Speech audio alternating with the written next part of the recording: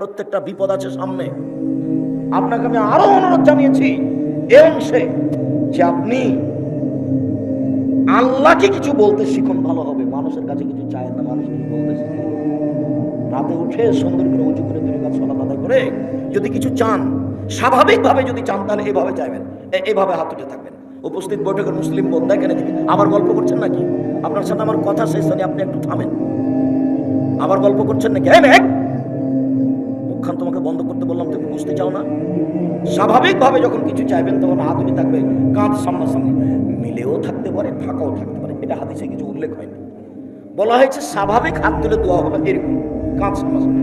আর যখন মানুষ ইফতিহাল, এখনই দিতে হবে, এখনই দিতে হবে, দেওয়াকে তারপরে কোনো কথা দাম দেবে। এটা মিলেও থাকতে পারে, ফাঁকাও থাকতে পারে। আল্লাহ নবী এই কথা কিছু বলেন। এভাবে উঠছে আগে দোয়া ইসমে আজম করতে হবে। ইসমে আজম, ইসমে আজম কি?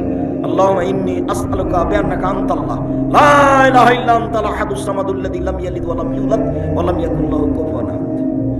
যদি ইসমে আজম মুখস্থ না থাকে তাহলে দোয়া ইউনূস হলো ইসমে আজম, লা ইলাহা ইল্লা আনতা সুবহানাকা ইন্নী কুনতু মিনাজ জালিমিন। এটাও যদি না থাকে তাহলে সূরা ফাতিহার প্রথম 3 আয়াত, আলহামদুলিল্লাহি রাব্বিল আলামিন আর রহমানির রহিম মালিকি ইয়াউমিদ্দিন, এ দিয়ে প্রশংসা করা হয়েছে। ওখানে কিছু বলতে হলে আগে প্রশংসা করতে হয়। প্রশংসা করলে খুব খুশি, হ্যাঁ তুমি ঠিক বলেছ, যেটা চাইবে সেটাই দিয়ে দিব, বলো কি চাও। আর মানুষই তো প্রশংসা প্রিয়। একটা ধনী মানুষ আপনারা আপনার মাদ্রাসার জন্য টাকার কথা বলতে গেছেন, যাই বলছেন 10,000 টাকা দেন তো সময়ের উপলক্ষে। তোমার কে গো? যাও ওইদিকে যাবো। জি আসসালামু আলাইকুম, আপনার কথা তো আমরা খুব শুনি, আপনি তো খুব প্রশংসনীয় মানুষ, আপনাকে সবাই ভালোবাসে। আমরা একটা বড় কাজ নিয়ে এসেছি, আপনার তো মহা উদ্দেশ্য, আপনার অনেক প্রশংসা শুনি, আমাদের একটু 10,000 টাকা দেওয়ার ব্যবস্থা করবেন। আচ্ছা ঠিক আছে, তাহলে আরেকবার দেখা করো দেখি। একটা কিছু বলবে, মানে ও প্রশংসা প্রিয় মানুষই, আর ও তো বলছে যে আমি প্রশংসা করলে খুব খুশি হই, তা আলহামদুলিল্লাহ। ওই জন্য আল্লাহ নবী বলছেন আফজালুদ দুআ আলহামদুলিল্লাহ, সবচেয়ে উত্তম দোয়া হলো আলহামদুলিল্লাহ, প্রশংসা আছে যে, সেই জন্য খুব। আর সূরা ইখলাস পড়লে তিনবার পড়লে একবার কোরআন মাজিদ পড়ার সমান হয়। কেন? সূরা ইখলাস খুব দামি, শুধু তার গুণ বর্ণনা করা হয়েছে, ওতে তিনি খুশি। সূরা ইখলাস মানে পড়লেন আপনি, মানে উনি খুব খুশি হয়ে গেছে। হ্যাঁ ঠিক বলেছো তুমি, আমি কাউকে জন্ম দিই না, আমি কারো থেকে জন্ম নিই না, আমি হচ্ছে নিরপেক্ষ মুখাপেক্ষীহীন, আমাকে কেউ পারে না। আপনি যখন এরকম ভাবে বললেন তখন উনি বলছেন হ্যাঁ ঠিক আছে ঠিক আছে ঠিক আছে, 3 বার পরে একবার কোরআন মাজিদ পড়ার লিখে দিয়ে দেবো, 3 বার পরে একবার কোরআন মাজিদ পড়ার লিখে দিয়ে দেবো। আয়াতুল কুরসি পড়েন, অনেক আয়াতুল কুরসিতে কেন? আয়াতুল কুরসিতে এরকমই প্রশংসা আছে, তার উনি প্রশংসায় খুব খুশি। এই জন্য সুবহানাল্লাহি ওয়া বিহামদিহি সুবহানাল্লাহিল আযীম, এটা হলো সবচেয়ে ভারী নেকি দাঁড়িপাল্লা, এতে আল্লাহর প্রশংসা আছে। এই জন্য তাই আল্লাহ রাসূল বলছেন আফজালুদ দুআ আলহামদুলিল্লাহ, সবচেয়ে উত্তম দোয়া হচ্ছে আলহামদুলিল্লাহ। তাই এখন আপনি ইসমে আজম পড়েন, যদি ইসমে আজম না পারেন তাহলে দোয়া ইউনূস পড়েন। দোয়া ইউনূস যদি না পারেন তাহলে প্রশংসার জন্য সূরা ফাতিহার প্রথম 3 আয়াত পড়েন। এরপরে দুরূদে ইব্রাহিম, দুরূদে ইব্রাহিম লাগবে কিন্তু, আল্লাহুম্মা সাল্লাল্লাহু আলাইহি ওয়া বারিক আলা। দুরূদে ইব্রাহিম না পড়লে আপনার দোয়া উপরে যেতে যেতে থেমে যাবে। দোয়া ইব্রাহিম, দুরূদে ইব্রাহিম ঠেকে রেখেছে, বড় যেতে পারবে না। লা ইয়াসাদু দোয়া, মানুষের দোয়া উপরে যাবে না দুরূদে ইব্রাহিম ছাড়া। দুরূদে ইব্রাহিম পড়তে হবে, তাহলে আপনার দোয়া কোনো উপর দিকে যাবে। ও ঘিরে রেখেছে, তাহলে আগে বলেন প্রশংসা, খুব খুশি হয়ে গেছেন। এবার দুরূদে ইব্রাহিম পড়েন, তাহলে দরজা খুলে গেছে। এবার আপনি বলেন যে বগুড়া শহরে আমার 5 কাঠা জমির ব্যবস্থা করে দাও। এবার আপনি বলেন যে আমাদের 8 মূল প্রতিষ্ঠানটাকে খুব বড় করে দাও। যারা যাই দায়িত্বে আছেন, সেক্রেটারি, সভাপতি, কমিটি, শিক্ষক, সবাইকে বলতে বলতে বাধ্য, বলতে হবে, দিন রাত বলতে হবে, তারপরে হওয়া না হওয়ার পরে। যত বলবেন তত খুশি, যত কম বলবেন তত অখুশি। উপস্থিত বৈঠকের দিনই মুসলিম বোন, 3 নম্বর হলো মাথা চুলচিরুনি করে দিতে হবে। যেন আমার বোনদের মাথার চুলচিরুনি করে দিতে পারে, সেই জন্য আমি আমার বোনদের সমবয়সের মেয়ে বিবাহ করিনি। 4 আতাকুম আলাইহিন্না, আমার স্ত্রী যেন আমার বোনদের উপরে পাহারা দিতে পারে। আমার স্ত্রী আমার বোনদের জন্য পাহারাদার, তোমার মা তোমাদের জন্য পাহারাদার। বলো কি পাহারা দিয়েছে বলো দেখি। তোমার মার জন্য 4টে জরুরি: 1 শিষ্টাচার, 2 বিদ্যা, 3 চিরুনি, চার পাহারাদার। তোমার মা এই পরিবারে পাহারাদার। এনারা 8 নম্বর মাদ্রাসা চালায়, একটা পাহারাদার রেখেছে।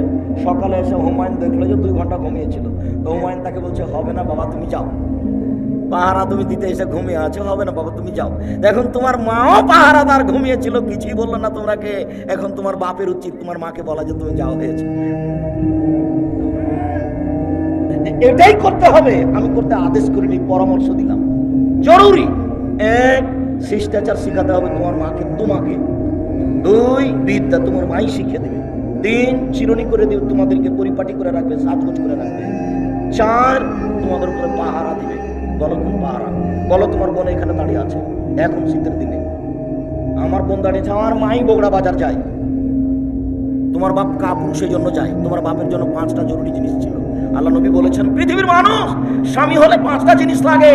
রাসূল সাল্লাল্লাহু আলাইহি ওয়াসাল্লাম বলছেন ইয়া মাশারাস শাবাব মান ইসতাতা মিনকুম বাত ফালিয়াতাজাওয়াজ। পৃথিবীর পুরুষ যারা বিবাহ করতে চাও, ক্ষমতা থাকলে বিবাহ করবা, বিবাহ করলে ক্ষমতা লাগে। যদি ক্ষমতা না থাকে তাহলে ভীষণ তাকে রোজা রাখতে হবে। রোজা থেকে থেকে থেকে যৌবনকে একবার মিটিয়ে ধূলিসাৎ করে দাও মাটির সাথে। বিবাহ করিও না, ক্ষমতা না থাকলে বিবাহ করিও না, ক্ষমতা না থাকলে বিবাহ করিও না, নইলে ছেলে মেয়ে খারাপ হয়ে যাবে, সবাই বউ খারাপ হয়ে যাবে। শুনুন, 5টা জিনিস লাগে। 1, যে মানের খাচ্ছেন বউকে সে মানের খাওয়াবেন। 2, যে মানের পড়ছেন সে মানের পড়াবেন। 3, ওলা তুকাবে, কটু কথা বলবেন না, গালি দিবেন না, মারবেন না, ঠোঁট মোটা বলবেন না, রং কালো বলবেন না। 4, মুখের উপরে মারবেন না। 5, ওলা তাতরা খাইল্লা ফিল বাইতে, আপনি আপনার স্ত্রীকে আপনার বাড়ি ছাড়া কোথাও যেতে দিবেন না। খালার বাড়ি যেতে পারে না, ফুফুর বাড়ি যেতে পারে না, নানির বাড়ি যেতে পারে না, মায়ের বাড়ি যেতে পারে না, জরুরি দুর্ঘটনা ছাড়া বাড়ি ত্যাগ করতে পারে না। বাজার তো বহু দূরের কথা, বাজার তো ভাবতেই পারে। আপনি কাপুরুষের জন্য বাজার ভেবে ওই ঘুরে বেড়াচ্ছে। আপনি বেশি সুযোগ দিয়েছেন, বোকা মহিলা দিন রাত অভিমান করে, খালি বলে এটা মোটা কাপড় ভালো লাগে না, এটা চিকন কাপড় ভালো লাগে না। তখন আপনি 3-4 দিন পরে বলছেন তুই যা, তুই যা বাজার কর। এই তো অবস্থা হয়েছে। তখন শয়তান সুযোগ পেয়ে কয়দিন পরে বলছে যে সংসার হবে না, তালাক, তুই যা, 1 তালাক, 2 তালাক, 3 তালাক, তোকে তালাক দিলাম, 1 বছর 3 তালাক, তুই এখন চলে যা। পরের দিন ভুল ভেঙেছে, কি করা যায়, ছেলে মেয়ে 3টে, তো কি করা যাবে? তখন হানাফি মাদ্রাসাতে গেছে, আপনার ইয়েতে কি যেন জামিল মাদ্রাসায়, তো বলছে 1 রাতের জন্য বিবাহ দিতে হবে। এর হলো না, খারাপ হয়ে গেল, চলো আপনারা এক সাহেবের কাছে, নাহলে 8 মাদ্রাসায় যায়। বলে হ্যাঁ সংসার চালু আছে, 1 তালাক হয়েছে, কোনো সমস্যা নেই, তোর মা চলে যাক, সিজদা করি আলহামদুলিল্লাহ। ধর্ম এইভাবেই চলছে। এই ছেলে, লজ্জা করো তুমি, তোমার মাকে 4টা জিনিস বলে দিও তো। 1, শিষ্টাচার শিখাবে তোমার মা তোমাদেরকে। 2, বিদ্বেষ শিখাবে। 3, তোমাদেরকে সাজগোজ করে রাখবে। এটা আমি বলিনি, এটা মুহাম্মদ সাল্লাল্লাহু আলাইহি ওয়াসাল্লাম বলেন, হাদিস বুখারী মুসলিম। 4, তোমার মা তোমাদেরকে পাহারা দিবে। আল্লাহ নবী বলছেন তোমার মা পাহারাদার, আমরা বলিনি, পৃথিবীর কোনো মানুষ বলেনি। মুহাম্মদ সাল্লাল্লাহু আলাইহি ওয়াসাল্লাম বলেছেন তোমার মা তোমার জন্য পাহারাদার। বলো তোমার মা কি পাহারা দেয়, বলো তোমার বোনের তোমার মা কি পাহারা দিল। তোমার মা তোমাদের এই পরিবারকে কবর দিয়েছে। আজকের ঘটনা তোমাকে বলছি, তোমার মা ঢং ঢং করে এসেছে, আবার ঢং ঢং করে চলে গেছে, এখন টিভি খুলে বসে আছে, যে দেখো না, এটা তোমার মা। যে বলিও খালা, খালা বলে নাকি, এটা তোমার মা না, এটা তোমার সৎ মা। এটা তোমার মা নয়, এটা তোমার খালা, এই কথাই ঠিক। এটা তোমার মা নয়, এটা তোমার খালা, এই কথাই ঠিক। এটা তোমার খালা নয়, এটা তোমার সৎ মা। নাহলে তোমাদের পরিবারকে এরকমভাবে নষ্ট করলো কেন? তোমাদেরকে এভাবে ধ্বংসের পথে টেনে নিয়ে গেল কেন? সে চিন্তা ভাবনা করলো না কেন? শোনো, উপস্থিত বৈঠকের দিনই মুসলিম ভাই বোন শুনেন, ইহুদি খ্রিস্টান, 1 মিনিট, ইহুদি খ্রিস্টান যতবার সূরা ফাতিহা পড়েন, শেষে গিয়ে বলেন গায়রিল মাগদুবি আলাইহিম ওয়ালাদ-দাল্লিন। আল্লাহ, ওরা ইহুদি, অভিশপ্ত, ওদের পথ দেখায়ও না। ওরা ইহুদি, ওরা অভিশপ্ত, ওদের পথ দেখায়ও না। দাল্লিন, ওরা ভ্রান্ত। খ্রিস্টান, ওরা পথহারা, ওদের পথ দেখায়ও না। ওরা খ্রিস্টান, ওদের পথ দেখায়ও না। এই কথা বলো দিন রাত 24 ঘন্টা। আবার আর একটা বলছি, শোনো, উপস্থিত বৈঠকের দিনে মুসলিম ভাই বোন একটু খেয়াল করেন। এই ছেলেরা, এদিকে লক্ষ্য করো, গৌর গায়ে হাতে বসে আছো নাকি? এদিকে খেয়াল করো, একটা কথা যেন 19-20 না হয়। এদিকে দেখো, আল্লাহর নবী মক্কা থেকে মদিনায় আসলেন। মদিনায় এসে দেখলেন যে মদিনার লোকেরা মুহররমের 10 তারিখ রোজা আছে। মদিনায় এসে দেখলেন যে মদিনার লোকেরা মুহররমের 10 তারিখে সিয়াম থাকছে। তাহলে রাসূল বলেন, কি ব্যাপার, তোমরা মুহররমের 10 তারিখে সিয়াম থাকো কেন? তখন মদিনার লোকেরা বলল, আরে এটা তো আমাদের বড় দিন, এই দিনে আল্লাহ ফেরাউনকে ডুবিয়ে দিয়েছেন, এই দিনে আল্লাহ মূসাকে বাঁচিয়ে দিয়েছেন। এই কারণেই তো আমরা আল্লাহর শুকরিয়া আদায় করি। মুহররমের 10 তারিখ হচ্ছে আমাদের জন্য বড় দিন। মুহররমের 10 তারিখে আল্লাহ ফেরাউনকে ডুবিয়ে দিয়েছেন, মুহররমের 10 তারিখে আল্লাহ মূসাকে বাঁচিয়ে দিয়েছেন, তাই আমরা শুকরিয়া আদায় করি। তখন মুহাম্মদ সাল্লাল্লাহু আলাইহি ওয়াসাল্লাম বলছেন, হ্যাঁ ঠিক ঠিক ঠিক, আমিও তোমাদের চেয়ে বেশি শুকরিয়া আদায় করাতে হক রাখি। আমিও মুহররমের 10 তারিখে সিয়াম থাকলাম। সঙ্গী সাথী, তোমরা মুহররমের 10 তারিখে সিয়াম থাকো, যেমন বলেছেন সিয়াম থাকো। তেমনি বলছে, হ্যাঁ আমরা মুহররমের 10 তারিখে সিয়াম থাকবো। মানে কেন থাকবো? দিন রাত আপনি বলছেন ওদের বিরোধিতা করতে হবে, ওদের বিরোধিতা করতে হবে, ওদের বিরোধিতা করতে হবে, ইহুদি খ্রিস্টানের বিরোধিতা করতে হবে। আপনি দিন রাত বলছেন ওরা মুহররমের 10 তারিখ রোজা থাকে, আমরা কেন থাকবো? তাহলে তাদের অনুসরণ হয়ে গেল। বিরোধিতা হলো কিভাবে? বিরোধিতা তো হলো না, আমরা মুহররমের 10 তারিখে সিয়াম থাকবো না। তখন আল্লাহ রাসূল বলছেন, থামো থামো থামো থামো, শোনো, লাইন বাকাইতো সানাতাল কাবিলা, আমি যদি সামনে বছর বেঁচে থাকি লাসমান্না তাসিয়া, তাহলে মুহররমের 9 তারিখও সিয়াম থাকবো। 9 তারিখ হবে বিরোধিতা, 10 তারিখ হবে শুকরিয়া। আর তুমি ব্রাজিলের পতাকা মোটরসাইকেল নিয়ে ঘুরো, বলো তো এটা কেমন? তোমাকে দেখলাম আর বুক ফেটে যায়, তুমি মুসলমান ইসলামে কিছু করতে পারি না। আমি তোমাকে চোখে দেখি, রাস্তা দিয়ে হাঁটলে বিশাল পতাকায় তুমি খেলা দেখো। কাতার হলে কি হবে আমি বলেছি। একদিকে আছে জিবরাইল আলাইহিস সালাম আর একদিকে আছে মালাকুল মউত, দুইজন মিলে আন্তর্জাতিক ফুটবল খেলাচ্ছেন কাবা ঘরের মাঠে, তবুও হারাম। বুঝেননি কথা? একদিকে কে আছেন? জিবরাইল আলাইহিস সালামের একদিকে কে আছেন? মালাকুল মউত। খেলছেন কোথায়? কাবা ঘরে, তবুও হারাম। তুমি বললে কাতার, সেই জন্য তোমাকে কথা বললাম। সারা পৃথিবীর তুমি তালিকা করে দেখো, কত মানুষ পুরুষ নারী তাই 1 মাস থেকে বসে আছে কাতারে গিয়ে, বাড়ি ভাড়া করে বসে আছে। 6 মাস থাকবে, 2 মাস থাকবে, 3 মাস থাকবে, টাকা পয়সা ধুয়ে ছেড়ে দিবে কাতারে, আর বেটি ছেলে নাচবে। এটাই কি আমার চলে এসেছে, বেশি দেরি নেই। মুসলমানদের বাড়িতে এসে মুসলমানদের মেয়েকে নিয়ে বিনোদন করবে ইহুদি খ্রিস্টান, তারই এটা পথ। দুবাইয়ের মাটিতে যান, দেখে আসেন এভাবে। এসব আরব দেশগুলো আমার দেখা আছে সব। ওদের মহিলারা তো এমনিতে আছে খালি কাপড় ছাড়াই। এখন ওরা বলছে তুই যে কাপড় পরে কেমনে থাকিস, তোকে আমি দেখছি, এই জন্য এসেছি। একবারে হুবহু শয়তানের সাথে মিলে আছে। আপনাকে একটু দেখাই, 1 মিনিটই ছিল, তোমার কাছে বারবার বলছি যে এক খেলে চেয়ে থাকো। দেখো এদিকে, এদিকে দেখো। জিবরাইল যখন আল্লাহ ইবলিসকে বললেন, এই ইবলিস সর সর সর, তুই হচ্ছে না জিন, বিতাড়িত এখানে থাকতে হবে, চলে যা। তখন ইবলিস বলছে, আচ্ছা আচ্ছা ঠিক আছে, আমি চলে যাব, তবে আমার 2টা কথা। 1, কিয়ামত পর্যন্ত বেঁচে থাকার সুযোগ দিতে হবে, দিলাম।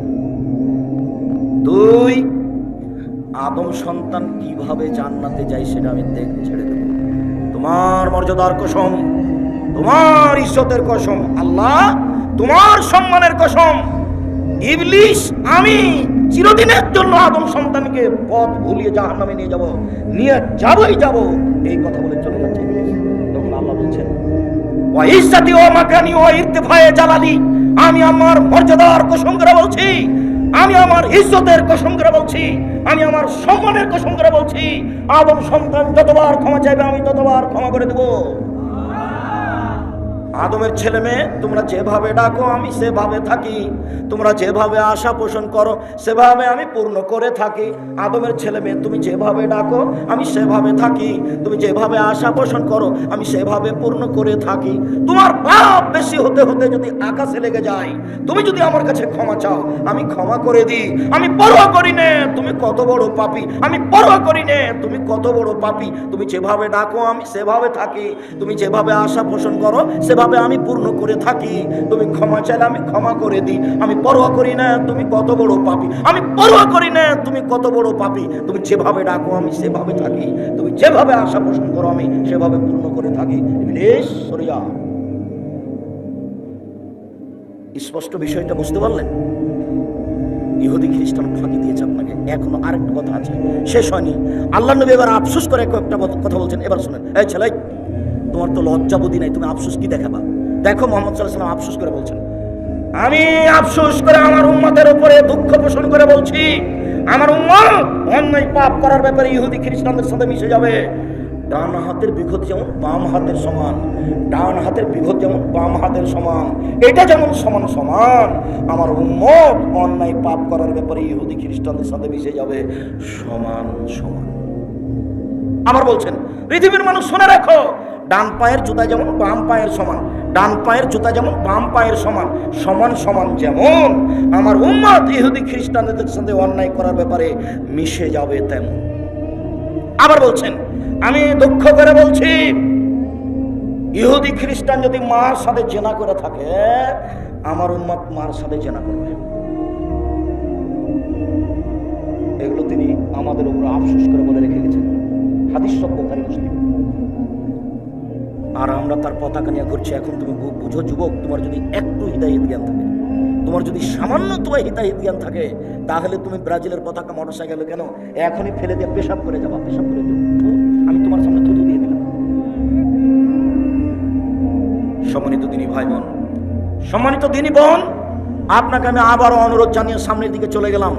অনেক আফসোস আপনার উপরে থেকে গেল। পরিবার আপনি নষ্ট করেছেন, পরিবার আপনি ধ্বংস করেছেন। আল্লাহর কাছে ক্ষমা চেয়ে পরিবারকে সুন্দর করার চেষ্টা করেন। আপনি চেষ্টা করলে কিছু আগাতে পারবেন ইনশাআল্লাহ। আমি আপনাকে দোয়ার কথা বলে গেলাম, দোয়া করে পরিবারের জন্য আল্লাহকে বলেন, এবং আপনি যা করেছেন করেছেন, এখন ঠিক হয়ে যান। আপনি 4টা কাজ করেন, আপনার জন্য জান্নাতের সব দরজা খোলা। যদিও রাসূল সাল্লাল্লাহু আলাইহি ওয়াসাল্লাম বলছেন, জাহান্নাম বলতে নারী আর নারী, জাহান্নাম বলতে নারী আর নারী, জাহান্নাম বলতে নারী আর নারী, জাহান্নামের অধিকাংশই নারী। এরপরে মুহাম্মদ সাল্লাল্লাহু আলাইহি ওয়াসাল্লাম বলেছেন, মহিলারা যদি 4টা কাজ করতে পারে, জান্নাতের সব দরজা খোলা। যদি 4টা কাজ করতে পারে, জান্নাতের সব দরজা খোলা। 1 5 ওয়াক্ত সালাত, 2 রমজান মাসের সিয়াম রোজা, 3 স্বামীকে মেনে চলা, 4 জেনায় লিপ্ত না হওয়া।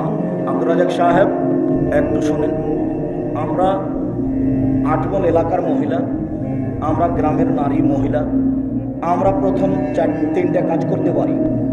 1 5 ওয়াক্ত সালাত আদায় করি, 2 রমজান মাসে সিয়াম থাকি, 3 আমরা জেনায় লিপ্ত হই না, জেনা করি না, 4 তবে স্বামীকে মেনে নিতে পারি না। কেন? স্বামীর মুখ খারাপ, ও খালি গালি দেয়, ও খুব গালি দেয়, আর ও খালি বড় মোবাইলে ল্যাংটা মেয়ে দেখে, ওকে সহ্যই করতে পারি না। ওর চাল চলন, ওর চরিত্র আমার কাছে এত খারাপ যে রান্না বান্না হলে আমি মেয়েকে বলি যে তোর বাপকে খাবার দিয়ে, আমি যেতে পারি না। বৌমাকে বলি তোমার শ্বশুরকে খাবার দিয়ে আসো।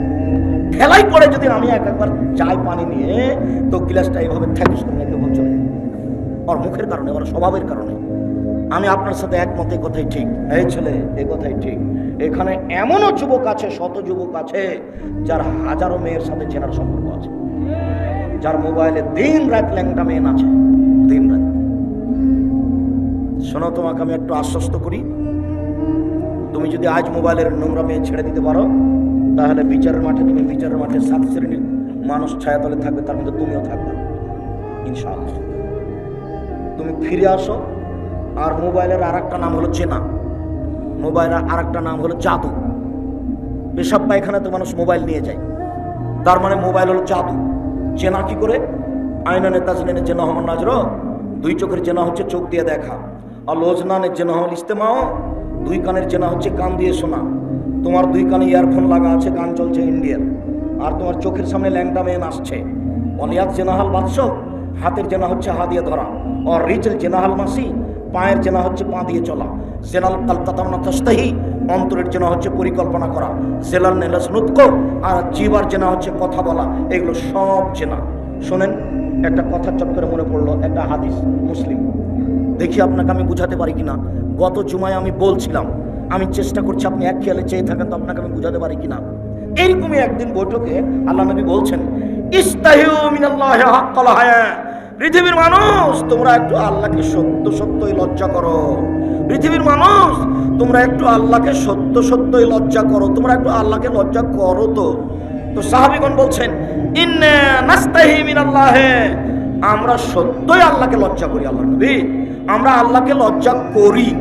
তখন আল্লাহ রাসূল বলছেন, লাইসা কাযালিকা, না না না না না, তুমি যেটা বুঝেছো সেটা নয়, তুমি যেটা বুঝেছো সেটা নয়। মান ইস্তাহি মিনাল্লাহি হাক্কাল হায়া, যে ব্যক্তি আল্লাহকে সত্য সত্য লজ্জা করে, তার 4টা কাজ জরুরি। 1 ওয়াল ইয়াফাজ রাসাহা ওয়া মাওয়া, সেজন্য মাথাকে হেফাজতে রাখে এবং মাথার সাথে যত কিছু আছে এর সাথে কয়েকটা কথা আছে। 2 অলিয়াহফাজ বাতনাহু, সেজন্য তার পেটকে হেফাজতে রাখে।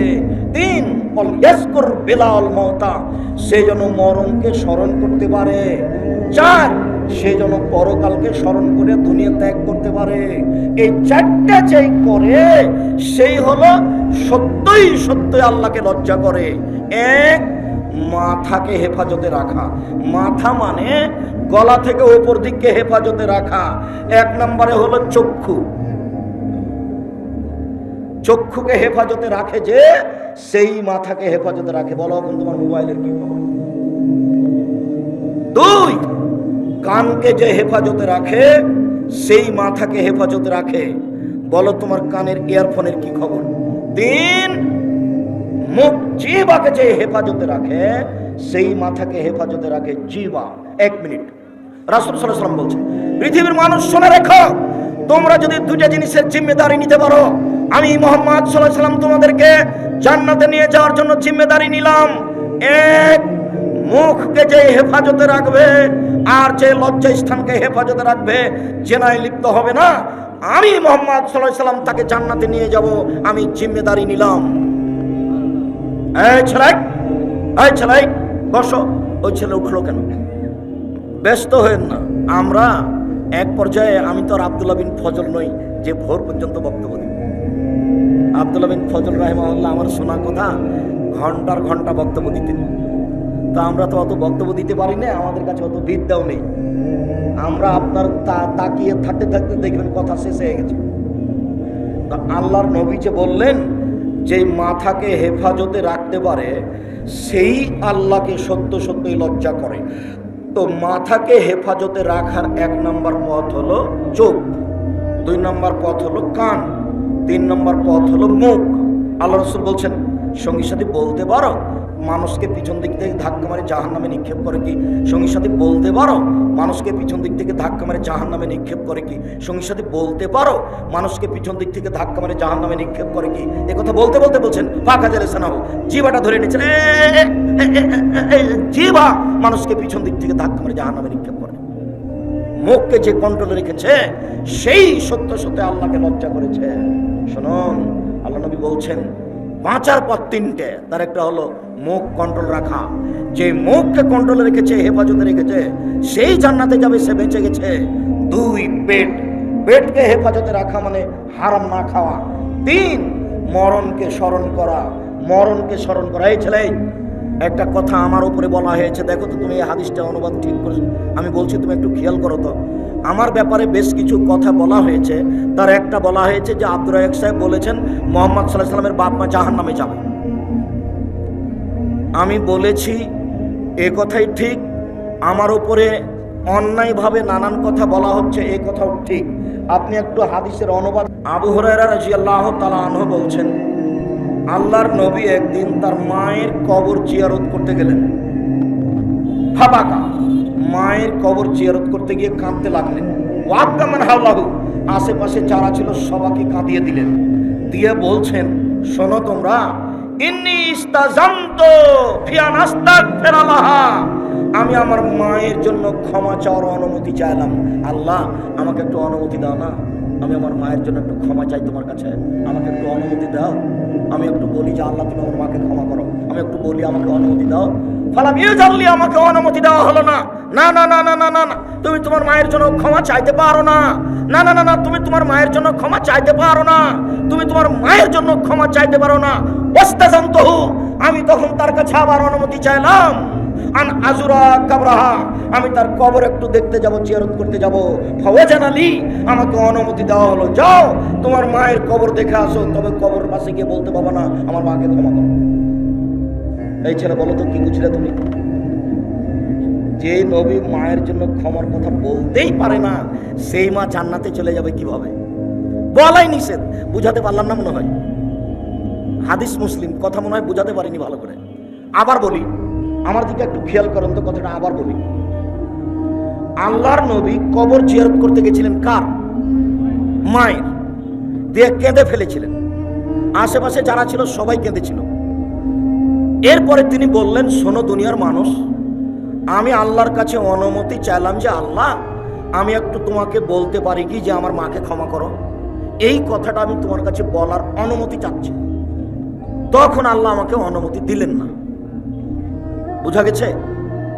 তা আমি তখন আল্লাহকে বললাম যে ঠিক আছে, আমি আমার মায়ের জন্য ক্ষমা চাওয়ার অনুমতি তো পেলাম না, তো আমি একটু মায়ের কবর দেখতে যেতে পারি? তখন আল্লাহ বললেন ঠিক আছে, দেখতে যেতে পারো। কেন? কবর দেখতে গেলে মরণকে স্মরণ হয়। সম্মানিত দিনী ভাই বোন, সত্য মিথ্যার দুই একটা বাক্য বলি।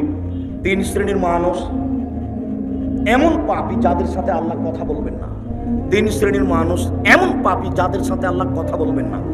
1, মালিকুন কাযযাব, মিথ্যুক দায়িত্বশীল, যারা মিথ্যুক হেড মৌলানা, মিথ্যুক হেডমাস্টার, মিথ্যুক প্রিন্সিপাল, মিথ্যুক ভাইস চ্যান্সেলর, মিথ্যুক ওসি, মিথ্যুক দারোগা, মিথ্যুক এমপি, মিথ্যুক মন্ত্রী, মিথ্যুক জেল সুপার, মিথ্যুক চেয়ারম্যান, মিথ্যুক মেম্বার, যারা যেখানে মিথ্যা কথায় দায়িত্ব পালন করছে, সে যত বড়ই পরহেজগার হোক না কেন, যতবারই হজ করুক না কেন, তার সাথে আল্লাহ বিচারের মাঠে কথা বলবেন না।